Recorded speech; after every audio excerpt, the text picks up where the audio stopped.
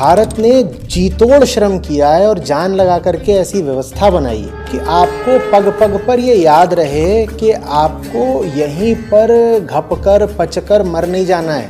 हर छोटी छोटी जगह पर प्रतीक लगाए गए।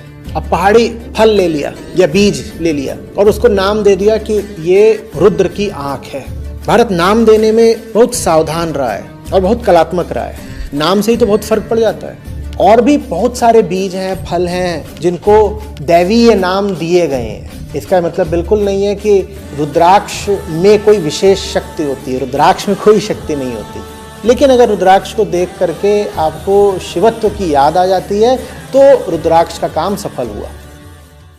श्वेतकेतु की कहानी भी बढ़िया है काफी। तो श्वेतकेतु को पढ़ने के लिए भेज देते हैं उसके पिता उद्दालक। कहते हैं जाओ पढ़ो।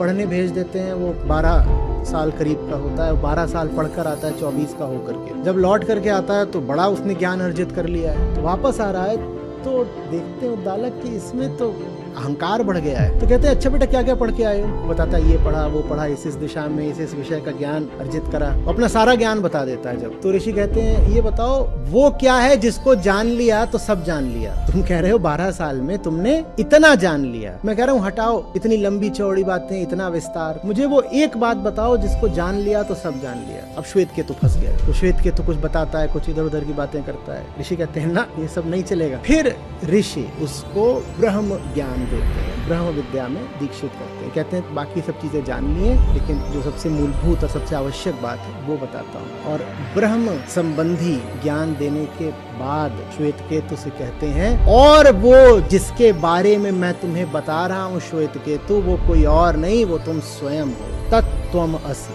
तो किसको जान लिया तो सब जान लिया? स्वयं को जान लिया तो सब जान लिया। तुम ही तो वो हो जिसका ज्ञान मुक्तिदायी होता है। तत्त्वम असि।